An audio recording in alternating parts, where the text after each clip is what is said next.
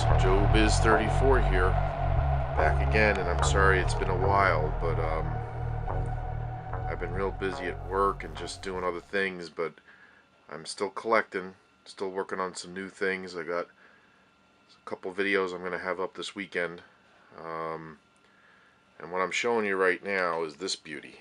100% perfect? No. But 100% worth the money? Yes, and I'll explain why. Obviously what you're looking at here is the new NECA 1/4 scale or 18-inch Ironman Mark VII from the Avengers. They do have an Avengers line that's coming out that's at this bigger scale. And I'm making history here, folks, for my channel, because this is the first time that I'm reviewing anything other 1/6. The closest thing I've reviewed to something bigger than a 1/6 figure would be the 1/6 scale Bat Pod that I did a while back, showing that with my DX12 Batman, which, by the way, I released pictures, I put pictures recently on Sideshow that I modded him very heavily, and I'll do a video on that soon, of how I altered that Batman. But anyway, so other than the Bat Pod vehicle, you know, this is the first time I'm reviewing something that's a bigger scale, 1/4 scale, or, you know. And this guy, for the money, is great. Now, is it Hot Toys quality? Not quite. Almost. It has the same feel. Okay, it has the same light up features, as you see. Some people think it's weird that his palms are orange, but some people say that it's actually more accurate to the movie. I'm not really sure. I thought it was odd because all the Hot Toys have the palms have the same colors as the chest light and the eyes, but apparently some people, I guess, that are really a stickler for screen accuracy, claim that the orange lights, they're coming off a little more yellow on film right now, but see if I kind of, there we go, see with less light you can kind of see they are more of an orangey kind of color, which is different from Hot Toys. So first, let me say, for NECA, this is a step up. You know, it's you know, I have other NECA and the old McFarlane 18-inch horror figures, and they're great and they're very detailed, but they're basically plastic. But this is like, and I know this is going to sound weird, but even the smell when you take the figure out of the box has that similar kind of like new smell that like the Hot Toys figures have when you take them out of the box. If anybody who collects knows what I'm talking about. And it's got the same feel. It doesn't have the rubber underwear, so that's good. But you know, the feel of the plastic or the armor, very similar to Hot Toys. You almost have Hot Toys quality here, which is very impressive. Okay, you can see there is good articulation. You know, I could bend the arm. Not quite as good as Hot Toys. There are some limitations, like this piece here. If you want to like upright the hand and turn, you know, like the Hot Toys, I think this swivels with the hand, you know, because I have many Hot Toys Iron Men right over there. As you can see, I have the Mark IV, the Mark II, I have the Mark V, I have the newer Mark I version 2. So, you know, I'm familiar with the Hot Toys product. So this is my first non-Hot Toys Iron Man, and it's a beauty. And it only, you know, I'm only out $100. So a 1/4 scale Iron Man that looks this sweet for $100, yeah, it's worth the money. That's why I'm saying it's 100% worth the money. It's not a perfect, you know, it's not a perfect figure. There's some flaws, and I'll explain the flaws. I'm going to turn the lights off. As you can see, also very similar to the Hot Toys method is their little switches. One for the head, one for the chest back here. And then the arms have their own, so they definitely mimicked the method of turning the lights on and off, similar to Hot Toys. And I'm gonna turn the lights off now, so that you can kind of see the figure better without the lights kind of glaring into the lens. Okay, so this sucker is tall. Like I said, he's definitely 18 inches. All right. Let me turn the rest of my basement light on. The one thing I will say, he's a little top heavy, so you got to watch. Other people, I think, have said it in their reviews. Turn the light on here. Okay. Sorry, guys. I'm like all over the place here. So there you can kind of get a better look at it. Now, on film, his armor is coming off a little more of a lighter, like orangey red, but I can promise you that the color is very accurate in person. It's got that cherry red or that darker red, perfect red color with the gold and the silver on the legs. It's very screen accurate as far as the color. Okay, and yeah, it's got a nice metal shine to it. It looks metal even though it's not. So it looks, like I said, on film it looks a little more toyish, but in person it's actually very impressive. And once again, I got this from my friend Matt, who owns the store Unmasked Collectibles. There's his new card right there. I'll give information about that. That's his business card. And he's the one that I grabbed this off of in the store. And I believe he has more of these, or at least one more. So if you want to grab one of these and you're in the New Jersey or New York area, give him a shout. Actually, let's just get this part out of the way right now since I'm on topic. There's his new business card. And on it has all his information. Okay. There you go. Unmasked Collectibles, which I mistakenly said Unmasked Unlimited last time, and I don't know why I said that in my last video, and I apologize to him, although he did kind of think the name sounded cool. So maybe he'll change the name of his store in the future. So Matt, when you watch this, sorry, but yeah, I think it is kind of cool. But Unmasked Collectibles is also cool, and that is the name of his store, and he's got a really nice business card there. And there's his address, 89 Main Street, Millburn, New Jersey, 07041. There's his phone number, 973-232-6730. UnmaskedCollectibles.com. That's his website that now is up and running.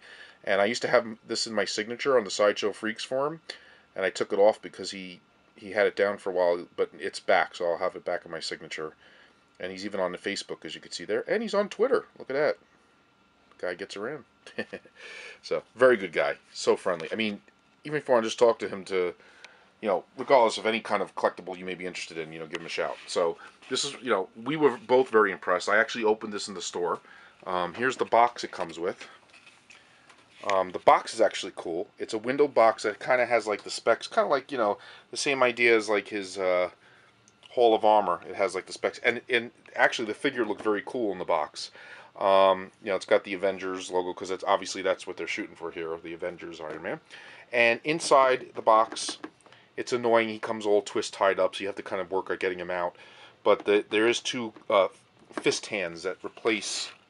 So kind of like also mimicking Hot Toys' motto, they give you alternate hands. So you could do closed fists, which obviously do not light up, or you can have the open palm ones, like I have on, that light up. Okay, so the positive is it's from what Matt had told me too. He said that he had read or heard that they actually had the exact 3D printing so to the armor of the Mark VII. So this is actually very screen accurate, possibly more so than Hot Toys to a degree. But the negatives, where the figure fails. First off, it is a heavy figure, top heavy. I mean, if you look at the width of him, you could see he's got some bulk, and his legs are not quite as articulated as like the Hot Toys legs. So you have to watch that he doesn't fall. Okay, now I futzed around with him, and I found the center of gravity where he could stand, but I wouldn't trust just leaving him on a shelf and walking away. I would definitely secure him in some way. I do have a bigger doll stand that's white that I might like customize and maybe paint it and make it his stand. He definitely needs support, and like others have said or thought, NECA needed to maybe give a stand with this guy. But with that being said, you can stand him on his own, as you see here. So it's not a complete loss. So that's the first negative. The second negative, like I said, is the legs and the feet. They're a little awkward to pose, not quite as articulated. And you know what? I'm running out of my 10-minute mark, so let me just pause right here, and I will pick up where I left off in a minute. Okay, I'm back, so I got another 10 minutes on this camera. So, you know, YouTube may allow me more time now, but my camera still doesn't. My camera's like 10 minutes and you're done. Anyway, so the negatives. So he's top heavy, so you got to watch. The legs are a little funky to pose. They are posable, you can move them, but you kind of have to find, like I said, that balance to get him to stand.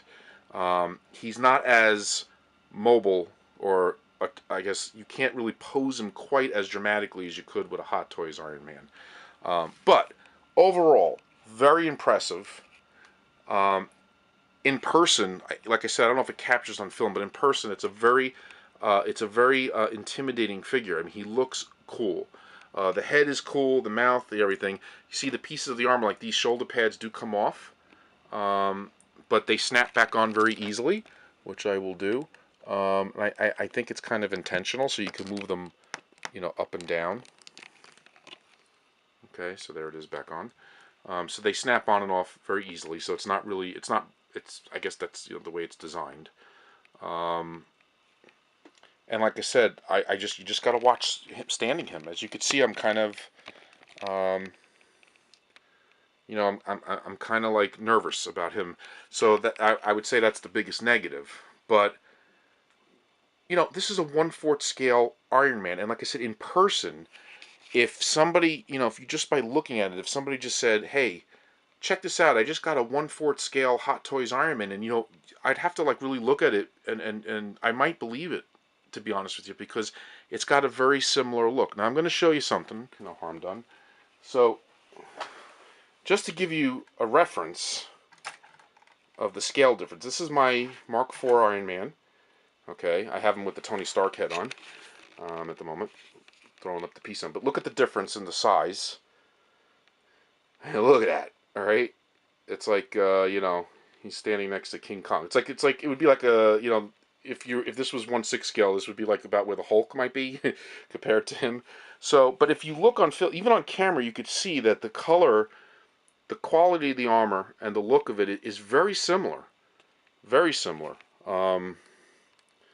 The helmet, which a lot of people complain that Hot Toys gets the helmet wrong, or it's like too thin, but I think the helmet on this one is a little fatter. The neck is a little better. Overall the proportion. Now, it's not fair. These are different armors I'm comparing it to. This is the Mark IV armor versus the Mark VII, but it's just to give you kind of an idea of the difference in the scale of the figure and the size. So overall, I'd say I'd give this figure a solid 7. I would say that if it came with a stand, and if his articulation was a little bit more freeing, like Hot Toys is with the legs and stuff, it gets a little clunky, by the feet. Like these things sometimes the flaps don't go down. Oh, and one more thing, this is a nice little added perk. He does have flaps once again, like Hot Toys, maybe not quite as in depth, but he has flaps that come up. See, he's gonna fall. So that, like I said, that's the biggest thing here. But he's got the flaps, the wings that come up. Okay. So there you go. So you could pose him with the wings up and out. Check that out. Okay. So, like I said, it's cool, and for like a cheaper collectible, it really does a good job. And I like the lighting and the eyes and everything. It's very well done overall for the money. If I paid $300 or $400 for this thing, let's say it was a Hot Toys product, and it was or Enterbay or something, and they're charging $300, $400, and then I had some of these QA issues, I might be a little upset. But the fact that it's $100 looking this good, being NECA, I think it's a home run. So there you go, my friends. All right, that's my review. So like I said, I would say it's worth it. If you're into Iron Man and you don't think you can afford a $300-$400 maybe figure down the road, whether it's a die-cast one or whatever armor they come out with. I'm sure Hot Toys is going to do it eventually. But if you want a cheaper alternative but still looks good on the shelf, providing you secure him, he stands good enough, this is the way to go. This is a great, I don't regret buying him. It didn't hurt my pocket much, and I got a really cool 18-inch Iron Man collectible, So there you have it, my friends. Okay? My first non-1/6 figure review. And I'll be back. I got much more to show. All right? So, till next time, peace out, guys.